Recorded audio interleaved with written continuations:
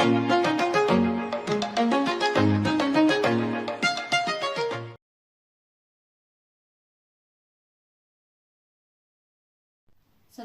ме, құрметті оқырмандар.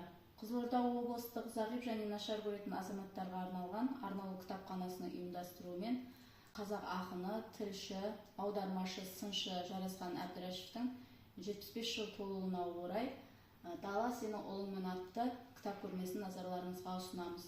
Көрменің негізгі мақсаты қазақ ақыны, тілші, аудармашы Жарасқан Әбдірашевтің көптеген жанрда жазылған шығармаларымен таныстыру.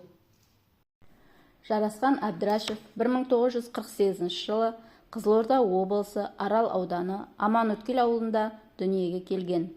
1969 жылы Киров атындағы Қазақ мемлекеттік университетінің филология факультетін бітірген.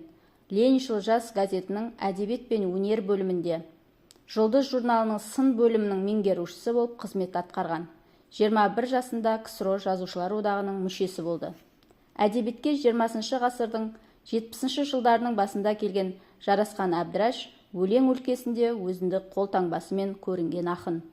Көзі тірісінде Жарасқан Әбдірашев артына 27 кітап жазып қалдырып кеткен. Әр ақын өз алдына бір әлем.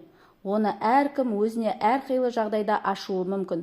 Кейбірімен көзіңді тырнап ашқандай сырлас болсаң, кейбірін оң мен солыңды танып, осы қалай екен деген ой жетелеген уақытта барып қана қолға аласың деп, ақын Жарасқан Әбдірашев өзі айтқандай, шығармашылығы сан қырлы, лирик, сатирик, сыншы, аудармашы, ақын.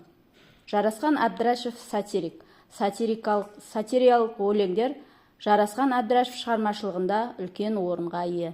Сондай-ақ Тамаша ойын-сауық отауының бас редакторы ретінде көптеген сценарийлер жазып, көрерменнің көңілінен шыққан. Ақын өлеңдерінің тақырыбы рухани құндылық, туған жер, адамгершілік, еліміздің тарихы. Әбдірашевтің жаңа жылға жаңа жыр, отан, кірмеші жиі түсіме, мәңгі көктем және тағы басқа өлеңдеріне әндер жазылды. Оның найзағайлы жаз, дала сенің ұлыңмын, соғыстан соң туғандар, перзент парызы атты өлеңдер жинағы оқырманды жігерлі үнімен, ашық та таза сезіммен елең еткізді. Ақынның шығармашылық келбетін даралай түсетін басты тақырып туған дала. Дала қай ақынды болмасын толғантқан арналы тақырып.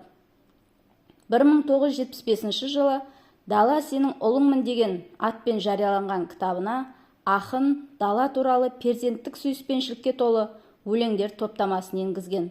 Туған дала деп басталатын бұл туындыларында қазақ даласының поэтикалық портретін жасайды. Ақын туған өлкесінің тарихын зерделеп, оның алдындағы перзенттік парызын, жауапкершілігін терең сезінеді. Ақындық жолының басты шығармашылық нысанына айналатын ашық айтап сезіндіреді. Дала поэтикалық образ. Ақын дала дегенде ең алдымен туған халқын, оның жомарт мінезі мен батырлығын, әр алуан психологиясын ұғынады. Балаларға арналған көптеген өлеңдер, мысалдар, тағы басқа жазумен қатар шетелдік танымал балалар жазушыларының шығармаларын аударып, жас оқырмандарға ұсынған. Ақынның ұлы, белгілі режиссер Рүстем Әбдірашевтің «Қаладан келген қыз» фильміне қаламгердің балалық, жастық шағы арқау болған. Жарасқан Әбдірашев есімі ел есінде мәңгі сақталар тұлға. 2001 жылы Алматы қаласында ақын атына көше берілген болатын. Туған жері Арал қаласында да көшеге, мектепке Жарасқан Әбдірашевтің аты берілген. Соңғы жылдары тұрған үйіне ескерткіш тақта орнатылған. Дарынды ақын Жарасқан Әбдірашевтің жыр маржаны да өз маңызын жоймайтын ғажайып сырға толы туындылар болып қала бермек.